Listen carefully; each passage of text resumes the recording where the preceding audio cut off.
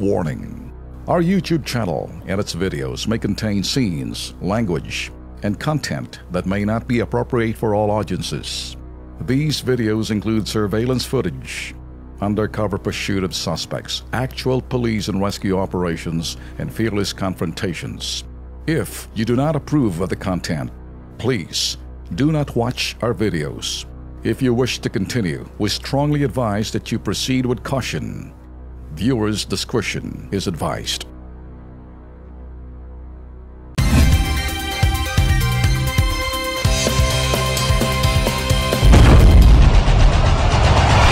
Luzon, Visayas, Mindanao, handa na ba kayo? KB, Kilos Pronto! KB, Kilos Pronto! Serbisyong totoo mga boss, ito ang sumbungan ng bayan. Ora mismo, aksyon agad at maaasahan. Sunod-sunod ang kilos sa pagbabalita. Nakatutok ang mata sa problema na nakikita. Lahat ng question ay may solusyon. Sa bawat hinaing katumbas ay aksyon. Kilos Pronto! Di ka na magtitiis at mabibigyan ka dito ng resulta mabilis. Dahil ang bitag, walang pinapalagpas. Sa tropang Ben Tulfo, wala kang ligtas. KB, Kilos Pronto! KB, Kilos Pronto! Ipaglalaban ng karapatan, problema'y matutugunan. Maraming katanungan dito ay masusolusyonan. Kilos Pronto! Kakampi ng masa, humanda ang lahat. Sa bawat abusado, ito na ang katapat. Napakatibay na programa na inyong hinahangad. Walang patumpik-tumpik at kumikilos agad-agad. Kilos Pronto! Ang ating sumbungan, madali lapitan at agarang kang matutulungan. Na kahit anong krimen, handa naming harapin. Basta hustisya'y makamit, lahat ay aming gagawin. KB, Kilos Pronto! KB, Kilos Pronto! KB, Kilos Pronto! Huwebes, 22 ng Hunyo, kumusta ho kayo mga KP, Luzon, Visayas at Mindanao, ganun din sa may ibaing dagat. Mga kasama, kumusta kayong dalawa? Ayos naman. Okay naman, Tol Ben. Oy, kinukumusta natin ang lahat ng mga sundalo na patuloy pa rin pong dumidepensa sa ating pong bayan, lalo na dyan sa Marawi. Kumusta kayo dyan? Ako, kausap ko lang kanina, isang magaling na retired general pero aktibo pa rin pagdating sa mga intel. Nahihirapan daw sila doon sa sinasabing mga ginawa ng mga mauti. Binubutasan yung mga other buildings para set up sila ng mga booby trap. Ito hindi nalalaman ng iba, pero mga sandalo namin talaga natin, sinasaluduhan natin talaga. Yes, sir. Oy, bukas meron ako ipapasuot sa inyo. Bumili ako ng t-shirt sa AFP. Support natin. Ay, bukas yan. Bukas, meron akong padala. Okay. Ito ang umpisa na ho ng Imbestigahan at Serbisyo Publiko Kilos Pronto. Pulis Negros inireklamo na nagkasa kasi ng isang binatilyo. Alamin sa Kilos Pronto. Sino kayang kumag ang sakay sa jeep na ito? Walang pakialam sa kaligtasan ng mga tao. Alamin sa Kilos Pronto. Pinoy sa Saudi, 18 buwang walang sweldo. Nagsumbong sa ahensyang nagpadala, ililipat na lang daw ng ibang amo. Alamin sa Kilos Pronto. Sumbungan, imbestigahan at balitaan. Kilos Pronto, umpisa na! Alright, di na po tayo magpapaligoy-ligoy pa. Sumbong from di tayo mga ka-KP. Isang sundalo ng Barangay Candelaria, Daguhoy, Bohol, naging boy sa farm ng pinsan ng gobernador ng Bohol. September 2016 nang italaga ni Commanding Officer o Company Commander Liton Gatbunto ng Alpha Company 47 Infantry Battalion si Corporal Alvin Kaluoy sa farm ni Lisa Kirog. Pinsan naman ni Bohol Governor Edgar Chato. Ito ay base sa utos daw ni na Battalion Commander Colonel Jose Dodji Bilyoga Jr. at Brigade Commander Arnulfo Matanggihan. Wala naman daw siyang angal dahil si Lisa Kirog daw ang nagbibigay ng mga rekomendasyon kay Governor Chato kung sinong mga sundalo ang ipapromote sa army. Pero ang siste, imbis na ma-promote, itinanggal daw si Alvin sa serbisyo. Bakit? At kinasuhan pa ng indiscriminate firing ang skandal ng kanyang mga commanding officer. Ito ay dahil sa binigay niyang warning shot noong 9 ng Oktubre noong nakaraang taon. Okay. Para malaman natin yung istorya, diretso na. Siya na mismo kausapin natin. Si dating Corporal Alvin Kaluoy Nasa studio namin ngayon. Magandang hapon na Corporal Kaluoy. Mayong hapon po, sir. Okay. So, sinunod mo yung utos dahil may request yung pinsan ni Governor. Magpadala kayo dito, Kernel, ng kailangan ko ng security guard sa lupa ko. Ganon, di ba? Sundalo, security guard? Oo nga eh. Hindi naman Utos eh, government utos eh. institution yun eh. The security guard. Aba, hindi po Oo, pwede yan. private. Ito pang masaklap. Anong binantayan mo? Yun, yun. Yung mga cancer, yung mga karabaw. Ay! Dadali mo. Tatakas Yung yun. mga baboy. Kalabaw pa. Naloko na. Aha.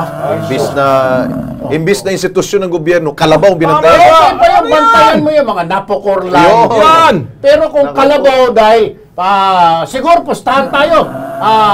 Pinapastulo pa sila papunta sa lubluban ng tubig. Hindi naman, sir. Akala ko Pero pinapastulo pa. naka-uniforme ka. Nakatago yung uniform naman sa taas, sir. Tapos, Civilian may ka. dala kang baril din. Dalawang baril ko doon, sir. Kasi Ano yun? Issue. issue na R4, sir. Naku. May violation dito ah. Bueno, nasa linya ng telepono ang commanding officer ng Alpha Company 47th Infantry Battalion na si Captain Liton Gatbunton. Magandang hapon, Captain Gatbunton. Captain Gatbunton, good afternoon. Good afternoon, Captain Gatbunton. Hello. Captain! Hello. Naliligo. Ayan, ayan. Naliligo yata. Sino po ito? Ay, si Erwin Tulfo ito, Kapitan. Sabi mo muna, friend. Kapitan. Hello. Kap. Sino po sila? Ay, si Erwin Tulfo, Kapitan. Yes, sir. Alright. Nandito yung... Lieutenant po. Sir Erwin, Lieutenant po, Lieutenant. Okay. Lieutenant. Oh, First lieutenant ka siguro, second lieutenant. Apo. Okay. Anyway, Lieutenant Liton Gatbunton, sir, magandang hapon. Isa ka ba sa mga nag-aproba ng deployment nitong si Corporal Kaluoy doon sa farm ng pinsan ni Governor? Isa ka ba sa mga pumirma rito? O nagbigay ng order? Kanina po. Kay Corporal Kaluoy. Alvin. Alvin Kaluoy. Alvin Kaluoy. Okay, Corporal Kaluoy. Okay po. Okay. Isa pa pong tanong. Isa pa pong ulit ng tanong. Para ma-digest ko. Hindi ko maintindihan masyado kasi nasa kalsada ako. Okay, sige. Okay. Si Corporal Kaluoy, natanggal sa serbisyo dahil sa indiscriminate firing. Tama? Apo. Okay. Apo. Pero yung indiscriminate firing, mukhang nasa maling lugar siya dahil dapat, sundalo siya, hindi siya nagbabantay ng farm, hindi siya nagbabantay ng kalabaw. Tama. Tama, Teniente? Okay. Okay. Alright. Bakit nandoon siya sa farm, nagbabantay ng farm? Hindi naman yon government installation. Tama. Hindi naman yon government property. Tama. Teniente. Okay. Okay. Sumagot ka, Teniente. Apo. Sagot. Apo, ganito po, sa ngayon kasi hindi ako makapagbigay ng statement ko unless napag-uusapan po namin yan sa kasama ng aking senior or ng aking mother unit. Alam mo, Teniente. Kailangan ko po kasi consult Huling-huli ka sa na kanila regarding sa mga pwede ko pong masabi or sabihin unless it will magkakaroon po ng baka magkaroon po ng lapses on the side of me sa pwede kong masabi. Yun po yung may isasabi ko lang po sa inyo, sir. Okay. Teniente, ako naman Yes, sir. tatanong si Ben Tulfo. Live ho tayo sa PTV4 ngayong araw. Yes, sir. Yes, Kasama sir. natin si Alex Santos, si Erwin Tulfo. Kami ho, kaya namin kini-question itong pobre natanggal sa kanyang trabaho bilang isang sundalo ng AFP. Pinagbantay nyo lang ng farm, pinagbantay nyo walang katorya-toryang kalabaw. At ewan ko kung anong pumasok sa utak ng iyong company commander, battalion commander, na kung bakit yung pinsan ng gobernador, si Chato, pwede naman kumuha ng security guard. Bakit kinakailangan ng army, serbisyo, serviceman ng gobyerno? Wala namang pakialam sa farm ng sino man yung talpula ng pinsan ni Chato sa Bohol, na ito'y pinagbantay ninyo. Kaya ito naman nagbantay bilang sundalo, nagpaputok siya ng kanyang baril kasi may pumasok doon sa farm bilang warning shot. Tama. Now, doing that kind of parang warning shot man lang, kinasuhan siya ngayon indiscriminate firing. Boss, something is wrong dito. Alam ko hindi ka pwede makasagot kasi may mga chain of command sa ibaba ka, pero ngayon pa lang may nakikita ka bang mali o may nakikita kang tama? Yes, sir. Sa akin kasi, sir, is yung different sides. Ang masasabi ko lang, sir, yung mga sides kasi, sir, is hindi nasabi o hindi nabanggit ng maayos o tama ayon sa nangyari talaga doon sa area. Sir, So, wag na natin yung mga pag-usapan banggit ko sa kahit, sir. wag na natin pag-usapan kung anong tama. Tama ba? Ito ang dahilan ng problema. Wag tayo tumingin sa epekto. Nilagay nyo, ginawang... Ito'y sundalo, insulto to para sa AFP. Pagbantayin ang farm, mga kalabaw. Opo, sir. Tama Hindi po, ba? sir. Sundalo yan eh. May naniniwala ako doon, sir. Ngayon, may nakikita ka bang mali? Ako'y tatanong lang sa'yo, personal na tanong, hindi na sundalo. Sa palagay mo, tama ba to o mali? Well, para sa akin kasi, sir, kung ako mismo tatanungin, mali naman, sir. Kung malaman natin na yung tao pala natin is nandun talaga sa area, na private na tao talaga, sir. Yes. So, hindi natin alam, sir, kung ano yung mga circumstances, kung personally or I'm a civilian or on the other part ako ng community, and hindi ko malaman yung data, and marinig ko personally na yung isang army naka-deploy dun sa isang private private personnel or private na yan. Of course, it's wrong. Wrong nga ho. Dahil imposible ho na mapasok itong si Calooy dyan po sa isa pong private land kung wala pong desisyon mula po sa inyo. Dahil ikaw ang ano niya eh. Siya po ang superior niya eh. Di ba, sir? Oo, sir. Ang tawag dyan, sir, lubog. Nilulubog nyo nang hindi nalalaman sa itaas. Yun. Sa ibaba lang, sa gitna lang. Let's get it straight, sir. Nakikita naman natin kung mga gobernador at mga politiko, pwede nyong gawin security personnel ninyo as government official. Pero ito, kalabaw. Kalabaw, insulto naman sa AFP niyan. Kahit naman siguro kayo may insulto dyan sa kalokohan ng mga politiko na yan. Kaya nilang kumuha ng lupa na milyones tapos kukuha pa ng AFP. Jesus Mariosep. Sa ibang bansa, nire-respeto yung mga sundalo natin. Yes. Tayo, tinitingnan natin, ganun kababa. Security guard, naku po, wag sir. Pero ito na lang, Teniente Liton Gatbunton, alam kong nasa ibaba ka lang. Yes. Pero humanda ka na rin dahil kasama ka sa reklamo, kasama si Battalion Commander. Dito lang sa inyo ito, ha? Okay. Ika nga ang problema. Alright? Okay. Maraming salamat, Teniente Liton Gatbunton. Yun. Tama ka, Tolben. Insulto, ginawang tagabantay ng kalabaw. Okay pa kung sinabing tagabantay ng transmission tower ng Napocor. Tatanungin kita. Yeah. Sa nakita mo, mas gusto mo pa siguro pumunta ng Basilan, Marawi, magsilbi kaysa din sa lintek na kalabaw. Tama? Hindi naman trabaho ng sundalo yan, sir. Kaya nga, ikaw ba, kung sakaling ibabalik ka, gusto mo nang lumaban na lang? Lumaban, sir. Sundalo ako, sir, eh. Ha? Sundalo ako. Tinanggal ka, tapos pinagbantay Sa ng kalabaw. ganyang bagay lang, sir, pinagbantay ng kalabaw. Yun, no? Ayan ang sinasabi. Hindi siya hindi siya Anyway, makatanggi. Tolben, natawagan na natin si Colonel Arevalo, papunta lang siya ng Marawi. Samahan natin. At sabi, papuntahin na si General Padilla naman, Restituto Padilla, samahan daw dito bukas sa AFP. Ha? Sasamahan ka namin doon at doon magpaliwanag. Okay. Alright? Kung anong gusto mo mangyari, ha? Kung gusto mo, ang gusto niya lang actually, Tolben, hostisya. At malaman ng kanyang mga officers dito sa Maynila na gano'n, na itong mga kalukuhan na ganito nangyayari. At least maungkat lang. Tama. Pero kaya ko tinanong sa iyo, sabi niya, kanina parang nasabi mo sa staff namin na parang mas gusto ko pa pumunta lang sa gera kaysa naman magbantay. Yes, sir, yes, sir. Tama. Pakita. Yan ang sundalo. sir. 12 years ka ba naman sa serbisyo, di ba? 12 Tutulungan years. ka namin. Tutulungan ka namin. Yes, sir. Okay. Salamat po, sir. Dako na muna tayo dito mula ho sa problema ng sundalo. Ito mga ka-KP, naaktuhan ho ng lente ng aming pong kamera, tirada ho ng isa pong jeepney driver. Delikado para ho sa ibang mga nagmamaneho po. Kung bakit, ito panoorin nyo, baka naging biktima rin ho kayo dito.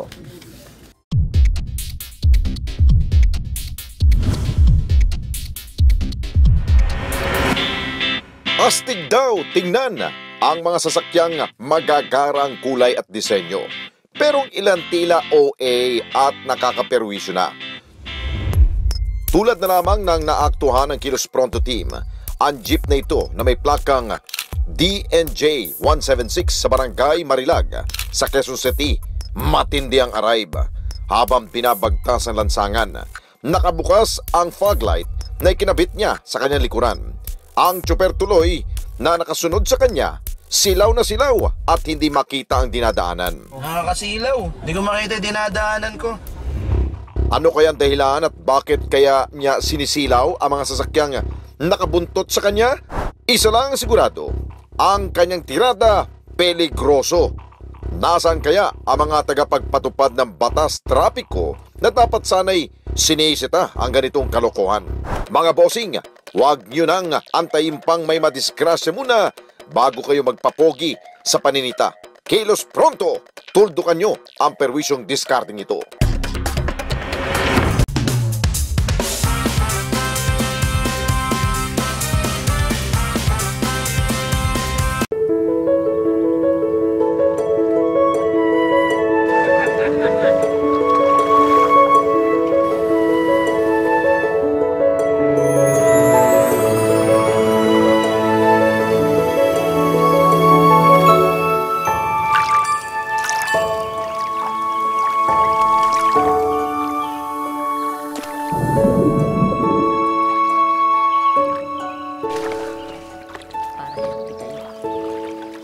The fish are eating. So should you, anak.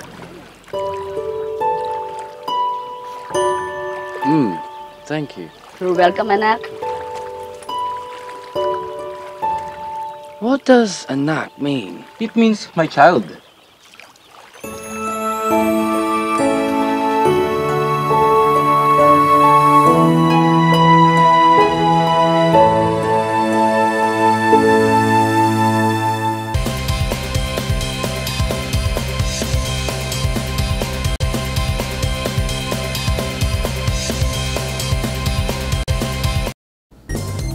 Bueno mga kapatid, nagbabalik po ang Kilos Pronto, sumbong OFW tayo. Sa ilang saglit po ay makakasama natin ang head po ng Advocacy and Social Marketing Division ng OWA. Walang iba, syempre yung paborito pa natin, asuki natin, si Miss Josephine Tobia. Mamaya ho yan. Dito ho muna tayo sa Jeddah, Saudi Arabia. Isang OFW, parang 3-in-1 copy. Naku. Tatlo ang trabaho. Helper sa umaga, therapist sa gabi, caregiver sa weekend. 3-in-1. Grabe. Reklamo ni Marilyn de la Cruz, pineke raw ng kanyang agency ang kanyang kontrata. Wow. Imbis na sa Daman pumunta, bumagsak siya sa Jeddah. Domestic helper ang pinirmahan niya kontrata sa employer. Pero nang dumating siya doon, ginawa siyang massage therapist sa salon ng amo. Bukod pa doon, maglinis muna siya ng bahay bago pumunta doon sa Massage parlor. Massage parlor. Aha. Ang problema ngayon, sarado na ang ahensya na nagpaalis sa kanya. Nasa linya ng telepono si Marilyn de la Cruz. Magandang hapon sa iyo, Marilyn. Magandang hapon din po, sir. Tama po ba? Abay, taga-linis ka muna ng bahay, tapos taga-masahe sa parlor, pagkadating sa weekend, caregiver ka pa ng mga anak ng mga putok sa buhong mga Arabo. Tama? Opo, sir. Okay. Ngayon, yung agency mo, wala ka na malapitan dahil sarado na. Ganun po ba, sir? Hindi, sabi nito, hindi makontak yung agency mo. Hindi na nga po, sir. Nung tumawag po sila sa akin, na-actionan na po nila, hindi na po, hanggang ngayon po, hindi na po sila tumatawag sa akin. Kailan mo huling sila nakausap? Nung nung last 2 weeks po. Last 2 weeks. Pero ngayon wala na. Hindi mo na Wala na po. Nakakausap. Alright. Okay. Anong gusto mo mangyari? Gusto mo umuwi? Gusto ko na po, sir, umuwi, sir, kasi kung dito lang po ako katulad, wala din po akong sweldo na, bali lahat na po, 4 na buwan na walang sweldo. Tapos pahirapan pa nila ako, 2 pamilya, tapos mag-service naman po ako, wala rin po pagkain. Diyos ko po. Tapos meron ka pang babysitter ka ba pag Sabado-Linggo siguro? Habang, Sus Mario Josep. Anyway, Marilyn, sandali lang ha, dahil kasama natin ngayon dito sa studio, si Miss Josephine Tobia ng Overseas Workers Welfare Administration. Tatanungin natin kung anong pwedeng maitulong sa iyo ng OWA. Ma'am Josephine, good afternoon. Good afternoon po. Narinig nyo naman siguro yung reklamo, yung hinaing ni Marilyn. Yes. Ano kaya pwedeng maitulong dito? Kung sarado man yung kanyang agency, matitrace pa rin natin kung anong nangyari. Siguro sa dami ng mga violation nila, kaya nawala sila sa list ng POEA. Alright. However, we will still check, no? At saka malaman lang natin kung saan makokontak si Marilyn para maalis siya doon sa kanyang employment ngayon. Dahil malinaw na contract violation yun. Ang daming contract violation na ginawa sa kanya. Dahil una lang kaagad yung deployment, ano, Exactly. Mama Josie? Exactly. So, from Damam, Jeddah bumagsak. Yes. Pagkatapos, domestic helper, naging massage therapist, naging caregiver pa. Exactly. So, Marilyn, Yes, sir. ay narinig mo si Ma'am Josie kaagad-agad at kukunin na ibibigay namin yung contact number mo dyan para makipag-ugnayan yung welfare officer nila dyan sa Jeddah at makontak ka. Hindi siguro bukas dahil bukas Friday dyan ay parang linggo sa atin yon. So mga Sabado, kukontakin ka siguro ng OWA officers natin. Opo, sir. Alright? Opo, sir. Okay, sige, mag-ingat ka dyan. Maraming salamat sa iyo, Marilyn. Ma'am, yun lang. Natutuwa naman siya. So, bibigay na lang ho namin yung number niya. Ano po? Yes. Para matawagan niyo yung welfare officer at masilip siya, mabisitahan doon. Yun. O, ito, Tolvin. O yun. O dito tayo. OFW pa rin po. Humihingi po ng tulong ang ating pong kababayan mula po sa Jeddah po to. Jeddah na naman. Oo, Jeddah rin po to. Nagparating po ng kanyang po reklamo sa ating pong social media page. 18 buwan na daw hong tiway ang kanya pong sweldo. Ay, Diyos ko po, bakit pa nagpunta ro? Kaya gusto na lamang po umuwi ni Michael Villan sa Pilipinas dahil po sa 2 taon na po niyang kontrata sa Arabong Amo. 18 buwan na raw siyang hindi pinapasahod nito. Nagsabi na raw po siya sa kanya pong agency pero ang sagot daw sa kanya ay ililipat na lang daw ho siya ng ibang employer. Kung Arabo pa rin ho kanyang amo, ganun pa rin ho yun. Narito po ang kanyang pong panawagan, pakinggan natin. Gusto ko na po talaga makauwi. Hirap na buhay ko dito. Wala na po lahat. Sahod, kain, pipitira na lang din po ako. Ayun, kawawa naman ho si Michael. Kaya kausapin na natin ang kanya pong misis. Walang iba kundi si Analita Villan mula sa linya ng telepono. Aling Analita, magandang hapon po. Si Alex Santos po to. Kasama ko si Ben Tulfo at si paring Erwin Tulfo. Ito po'y Kilos Pronto, ma'am. Magandang hapon po sa inyo. Magandang hapon din po, sir. Opo, ma'am Analita, kailan ho ninyo huling nakausap po inyo po, mister? Nakaka-chat ko po, sir. Ano po? Nakaka-chat ko po, sir. Kachat, mabuti naman ho. Meron pa ho siyang ano, no? May paraan pa rin po makapag-chat po siya. Pero ano ba hong sabi ho niya? Gusto na ho talaga umuwi ho ng asawa ho ninyo? Opo, sir. Oho. So, ibig hindi daw po siya pinapasahod ng 18 months po, sir. Naku, ang tagal na nun, no? Hindi daw po siya makain, sir. Uminom na lang daw po ng tubig. Oho. So, ibig sabihin po niya, Aling Analita, hindi ho siya nakakapagpadala ho sa inyo. Paano ho kayo nabubuhay ho?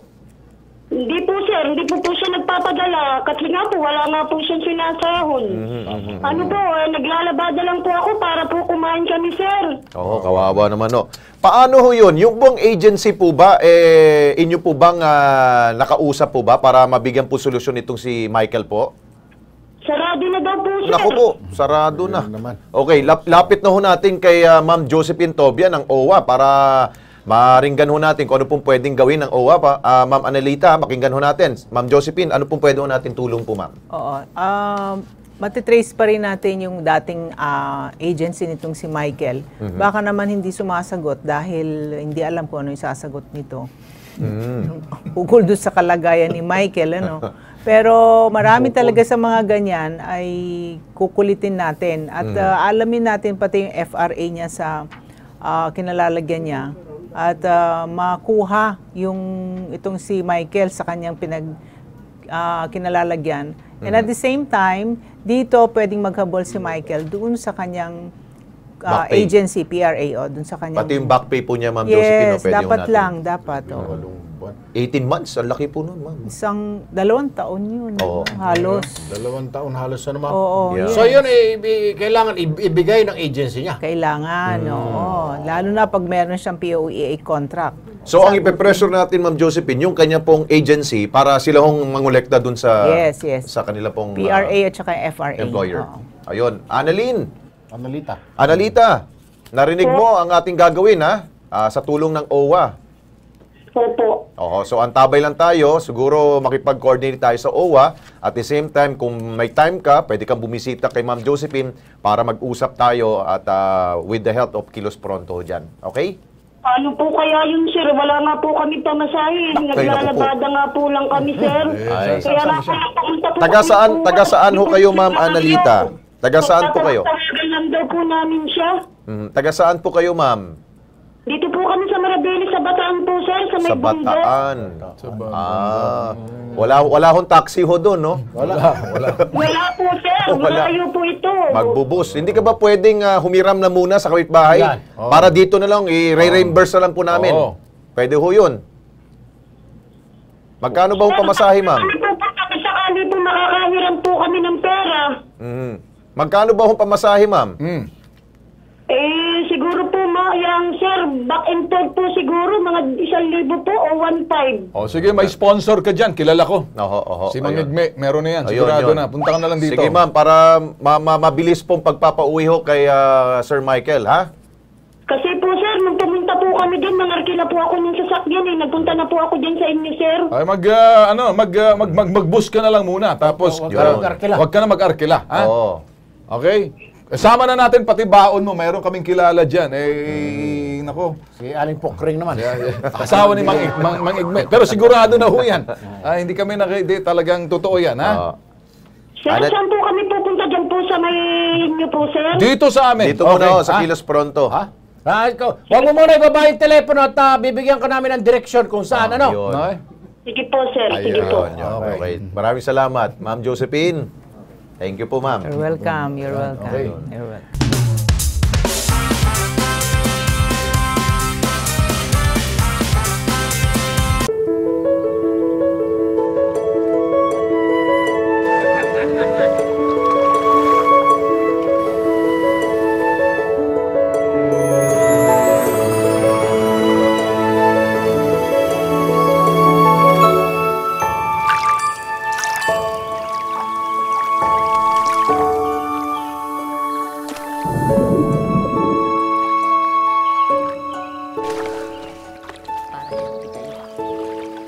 The fish are eating. So should you, anak.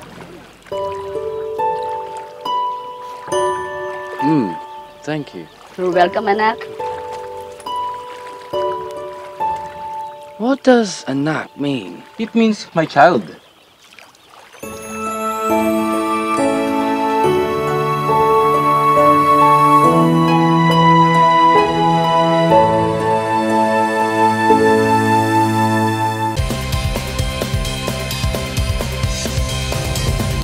Okay, nagbabalik ang Kilos Pronto. Sumbong Pramdi naman tayo, mga kasama. Sa Negros Oriental, isang 13 anyos na binatilyo na sagasaan ng police motorcycle. Tinakbuhan! May reklamo ni Teresita Sanico, ang tiyahin ng biktima, noong 29 ng Mayo. Habang naglalakad ang kanyang pamangkin sa gilid ng kalsada, bigla na raw ito nabundol ng motor ni SPO1 Restito Abanto.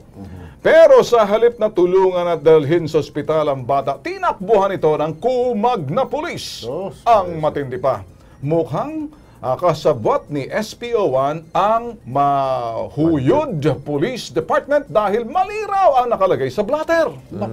Abay, luko-luko. Dinoktor na. Kasama natin ngayon si Teresita Sanico, ang tiyahin ng biktima. Magandang hapon sa Teresita. Magandang hapon din po. Okay, ayaw magbayad nitong polis. Ayaw po kasi kasalanan daw ng nanay ko. Alright, sandali lang, ano? Sa linya natin, telepono si SPO1 Restito Abanto sa Manhuyog Police Station, Negros Oriental. Magandang hapon, SPO1 Restito Abanto. Hello, Restito Abanto. Sir, may order kami sa chief of police namin. Na, excuse me, patungong sa barangay Campuyo. So, pag sakay ako sa motorcycle namin, service motorcycle, punta ko sa barangay Campuyo. Upon approaching sa sir, sa National Highway ko na agad, upon approaching sa crossing Campuyo. Okay. So mga 50 meters na 60-50 meters. Kalit og labang bata kanang duol lagi kay close yung kay bagatang di na ka maneuver. Okay. So nikit na ba mo tong lego sa quadra, lego sa cascade bagatang tang nawangwang. Okay. Cascade sa motor. Okay. Ano sir, yung pag makita po sir, na-aplak po ko, dahil ko kasada.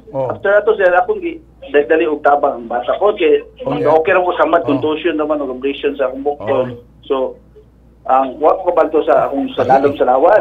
So, SPO Abanto, gusto kong sabihin sa iyo, live tayo sa PTV4 ha. Si Ben Tulfo to sir, kasama si Erwin Tulfo at saka si Alex Santos, PTV4 ho tayo sa Manila. Sir.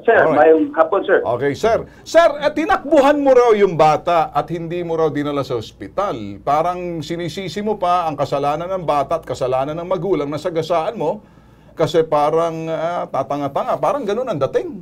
Paano nangyari? Ito nangyari, sir. Sige. Sir, ito nangyari. Gikan ako sa station namin. Okay. Nag-travel ako pa yun sa cruising Campuyo, sir. Pero sige na, SPO1, ano? Tinakbuhan mo ba? Tinakbuhan mo ba? Iniiwan mo lang sila o dinala mo sa ospital? Hindi yan totoo. Okay, anong ginawa mo? Dinala mo sa ospital? Immediately, sir, after the incident, nag-crash me sa kalsada. Okay. Ako siya ikarga sa akong motorcycle. Ako ikarga ta ba? Then, help na ko ang driver pedicab. So, ang gasunod na ako sa sakyanan, naglisod kami, kinamay wangwang sa sirin ba sa luyo sa motor. Yun ang kuhantong palastitong bata sa luyo. So, dahil kasunod na mo, sir mo, ni-help na mo ba? Nitapang mo ako sa hospital. Okay. So, ngayon, SPO1, okay, nadala sa hospital yung bata. Yes, sir. Kaninong kasalanan, SPO1? Sa bata, sa magulang, o sa iyo? Sa magulang, sir, magulang. Pambihira ka naman. Niloloko mo naman ka. Parang ginagawa mo naman kaming tanga niyan. Ikaw na nagmumotor, ikaw nakasagasa, tapos sasabihin mo, bata, ano ka? Hindi tanga, sir, hindi tanga. Yung sa gadala niya, sir. Yung sa gadala, totoo yun. Sino ang may kasalanan? Yung magulang? Hindi yung grandmother niya, grandmother niya. Sandali lang, makinig ka. Sige, ikaw, sumagot ka. Dito sa amin yan. Paano po nagiging tanga yung nanay ko? Kasama ito, nanay ng sige. Auntie, yung auntie.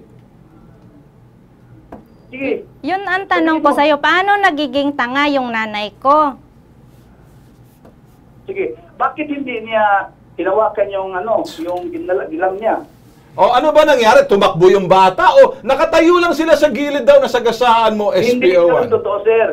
Saan mo na sila nasagasaan? Hindi yun totoo. Sa gilid o sa gitna ng kalsada o saan? Sir, hindi yun totoo. Anong nasa nakalagay sa police report? Sir, nandito, sir. Anong nakalagay dyan? Niluto niya raw yung police report. Huwag kang magsabi ng ganyan. Hindi ko alam yung tinuunan. Tapos, sir, ito, kung gusto mo, pumunta kayo dito, hindi ito totoo, yung sinabi ng ganyan. Tuloy, Erwin, bahala ka din. Kausapin mo ito, walang katorito. Sige, ikaw, Erwin. SPO1! Nakinig ka. Anong pangalan mo? Abantino, Restituto, SPO1, Abanto.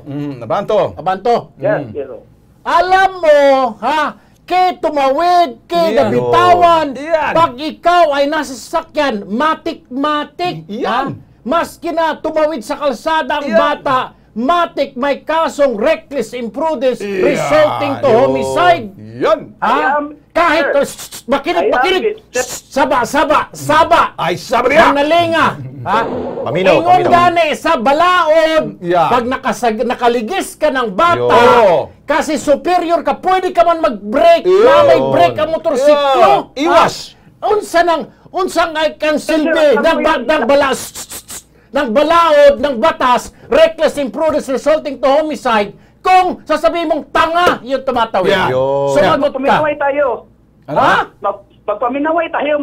Sige, magpaminaw ko sa iyo. Sige, larga. Kapag may close road, magdagan ka, mag-drive ka, automatic o safety din dagan, makabrake ka. Diba?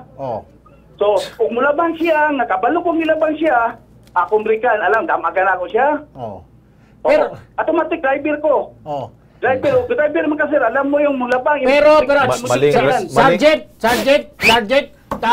kaya nga, mas kanong gawin mo, pag nakasagasa ka, hindi ba, dito sa Metro Manila, ewan ko saan, probinsya ka ngayong lupalop ng mundo, sa batas natin, pag nakasagasa ka, kahit tumakbo, Yun. kahit wala sa lugar, matik, kakasuhan ang driver. Ang korte ang magsasabi sa iyo kung may mali ka at wala. Yan. Hindi mo, hindi yung mga kasama mo magsabi na wala kang kasalanan. Oo. Muna akong ipabot. Umabot sa korte, muna akong ipabot. Oo. Ay, makinig ka. Kasi makuha na to. Oy! Hey! Sama niya! Makinig! Mamate! Sa linya natin ngayon si Director Johnson Reyes, Acting Service Chief ng Inspection, Monitoring and Investigation Service ng NAPOLCOM. Magandang hapon po, Director. Yun. Yes, sir. Good afternoon po. Narinig mo bang asal nitong putok sa buhong kumag na pulis na tong si Abanto? Si Abanto? Parang sinisisi ang batang nasagasaan niya. Sinabi pa tanga yung magulang. At hindi niya kasalanan. Anong klaseng pulis to? Paano naging pulis to? Si Director, pagsabihan mo nga habang sa kabilang linya pa. Sir, siguro kung hindi madala sa usapan yan, talagang iimbestigahan namin yung kaso niya. Iyan! Manghimasok na ho kayo, Director. Kasi matigas ang ulo nitong kasing tigas ng bato. Kung hindi ako makapagpigil, sasapatusin ko to. Siguro ngayon, ito na, Director. Ikaw na lang ang bahala. Yes, sir. Please direct na lang po the complainant to Yan. come to our office. Exactly. Assist him. Sir, sa iyong mabilis na aksyon, kami ho'y sututugon sa iyong sinabi. Restito Abanto. Abanto. Nawala na. Natakot siguro. Narinig niya na. Director, kami nagpapasalamat. Tutulungan ho namin para iyang si SPO1 maparusahat, masabihan nyo ho. Hindi ho ganun asal ng mga pulis. Yes, sir. Excuse me po. We will assist the complainant, sir, once pumunta siya sa office. We will prepare all the documents para po may formal investigation against the police officer. Bopol yata itong pulis na ito. Grabe yun. Cargo mo dapat yun dahil ikaw nakasagasa, nakabigay ka ng... Yes. Hindi ba? Masking yung sa tren, yung makinista ng tren, kinakasuhan ng reckless influence. Yung tao na tulog sa riles, kinakasuhan pa rin. Korte ang nagdidismiss. Hindi ikaw kumag. Estupido. Kaya may kilos pronto. Para may tatakbuhan kayo sa mga eng-eng putok sa buhong ewan. Gonggong, kapareho niyan, kami na hong bahala ay talagang pag hindi ko masapatos, masinturo ni Erwin. Si Erwin pa lang sa sapatos, ako magsisinturo niya. Sasamahan natin yung mismong tiyahin sa NAPOLCOM na. Okay. Dumako tayo dito sa tulong naman. Nasa studio ngayon po si Kurt Russell Pasis. Nitong Martes po ay lumaya po siya mula po sa New Bilbid Prison. Sa Muntinlupa po yan, itong si Kurt. Ngayon ay humingi po siya ng ayuda para ho naman daw ho'y makatulong sa kanya para ho makauwi ho siya sa kanila pong probinsya sa Urdaneta, Pangasinan. Alam naman ho natin, kapag ikaw ay galing po sa preso, walang-wala ka, wala kang trabaho. Gusto magbagong buhay po itong ating pong kababayan. Kurt, magandang hapon sa iyo. Kumusta na? Magandang hapon din po. Oo. Saan ba sa Pangasinan ang tahanan mo? May pamilya ka pa ba doon? Opo. Sa tatay ko po. Sa tatay mo. So, kailangan mong umuwi at magbubus ka man siguro, di ba? Opo, kasi yung iniisip ko po yung sa parol po ako. Kasi pag di po ako nakatindaw, sabi ng bureau, babalik nila ulit ako sa kulungan. So, re-report ka sa parol officer doon sa Pangasinan? Opo, sa Anonas po, sir. Saan? Sa Anonas po. Anonas. Dito? Dito? Di po, sa Anonas, Urdaneta po. Urdaneta. So, kailangan po, every week magre-report ka? Sa isang buwan, pwedeng 2 beses, pwedeng isang beses lang po. Parol. Pero pwede ka na magtrabaho na rin. Basta mag-report ka sa parol. Opo, sir. Very good, very good. Ito, Kurt, hingi tayo ng tulong dito. Mula po sa linya ng telepono, walang iba kundi si Tess Pineda ng area head po ng 5-Star Bus Company Incorporated. Ma'am Tess, magandang hapon po sa inyo. Magandang hapon po. Opo, si Alex Santos po to. Kasama ko po si Ben Tulfo at si Erwin Tulfo. Sa Kilos Pronto po tayo, ma'am. Meron ho tayo ilalapit to si Kurt na bagong laya po sa New Bilbid Prison. Humingi ho sana kami kung mamarapatin ho ninyo na matulungan po siya na makauwi ho ng Pangasinan. Okay po. Pwede po yun, ma'am. Pwede naman namin siya tulungan. Opo. Dahil walang-wala ho siya. Wala ho siya pamasahe papunta ho doon sa Pangasinan. Kung ngayon po siya uuwi. Pwede naman siya pumunta dun sa terminal. Hindi ko na dun sa dispatcher namin. Tayo accommodate na lang siya. Sige. Anong oras po, ma'am, ang inyo pong biyahe? Ano po ba yan? Every hour po ba ang interval mo? Every 30 minutes. Every 30 meron kaming umaalis na papuntang Okay. dispatcher. Siguro po, ang oras ngayon ay mag-aalas 6. Siguro mga alas 7, alas 8. Pwede po siya, ma'am, no? Okay po, lumapit lang siya kay dispatcher Del Sote. Dun sa Alright. Cubao. Opo. Sige po, ma'am. Ano po ang ngalan po ng dispatcher, ma'am? Si Mr. Del Sote. Daltote. Sige po. Martin Del Sote. Okay, yan. Ma'am Tess, thank you. Ma'am Tess, ngayon pa lang ho, nagpapasalamat na ho kami. Parang tulong ho natin. Ito'y gusto hong ma-reforma, bagong laya. Yes. Bigyan ho natin ng pagkakataon, ma-integrate ho siya. At doon sa Pangasinan, sabi niya, magre-report siya sa parole officer, nagmamadali rin siya. Sa tulong ho ninyong 5-star bus company, alam ko naman ho kayo mababait yan. Isang silya lang man siguro upuan lang dyan para masingit lang ho natin. Malaking bagay na ho yan para sa kanya. Okay. Alright. Salamat. Ha? Okay? Thank you. Thank you. Ang babait ninyo. Thank you. Yun. Parang kuwan pa lang July pa lang. Nagkakaroling ka ba? Okay. Thank you. Okay ka na? Okay. Relax Ayos ka yan. na. Mamaya alas 7. Diyan ka lang. 7 or 8 o'clock. 3 hours, nasa Pangasinan ka na. Ayun. Ano gusto mo? Anong sandwich ang gusto mong dalhin? O gusto mong kumain May muna? baon, bibigyan ka namin ng baon. Baon ba? Okay lang, sir. Pero baka bait ka. Opo, sir. Sigurado ka. Opo, sir. Sigurado mabait ka na. Okay. Doon pa lang po sa loob, pinagsisikyanan ko na Pinag-isipan ko na po yung maayos kung anong magandang buhay. Di ba yung kanta niyo? Okay. Ikaw naman, layo pa ng Pasko. Ay, New Year na bagong taon. Nire-relate ko lang yung kanyang ano. Hindi na nga bagong dahinan. Tayo ngayon na nga anak. Sige, Kurt, good luck ha. Salamat. Sige, dyan ka lang muna. Okay, say.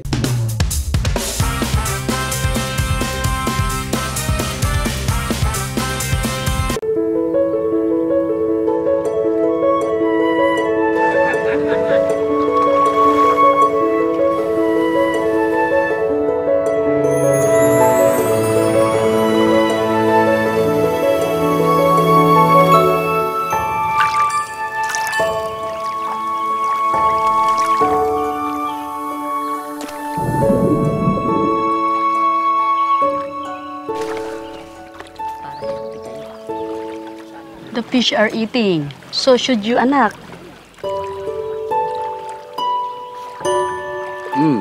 Thank you. You're welcome, anak. What does anak mean? It means my child.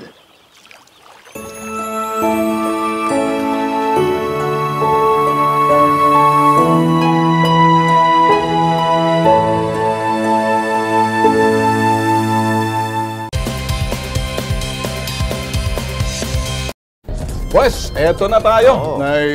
Marami tayong natulungan ngayon. Marami. Kaya may kilos pronto ho. Yes. Kapag medyo yung mga natutulog ho sa pansitan, taong gobyerno, ipakilos pronto. Ikaw naman, Win, anong say? Ang punto ko lamang, Tolben, kung kayo po ay nasa gobyerno, kayo ay nasa kayo ay otoridad, alamin, wag ho kayong manggulang, porket kayo ay pulis, parang alam nyo yung batas, iikutan nyo yung batas, alam naman ho ninyo kung anong tama at mali. Tama lamang yan, mareklamo ka at matanggal ka sa serbisyo. Tama. Kung kayo po mga nasa gobyerno ay nang-aagrabyado kayo ng tao, yung mga nang-aagrabyado, meron kayong kakampi. Ito pong kilos pronto. Tutulungan namin kayo. At yung mga putok sa buhong sisiga-siga dyan, ipakilos pronto dahil higit sa sumbungan. Investigar at isyong kailangan susolusyonan. Ang serbisyo publiko ay dapat ipakilos or kilos pronto.